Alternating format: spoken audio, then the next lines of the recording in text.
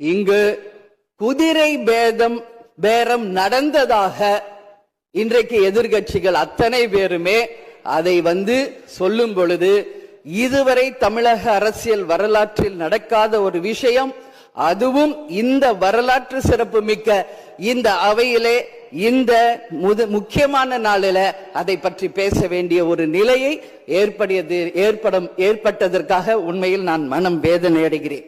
அதே போல முதலமைச்சர் அன்னைக்கு சொன்னாரு, இங்க முகமூடி யாரும் செல்ல வேண்டிய அவசியம் இல்லை, அனைவருக்கும் ஒரு வெளிப்படையான ஆட்சிதான் செய்வோம் என்று.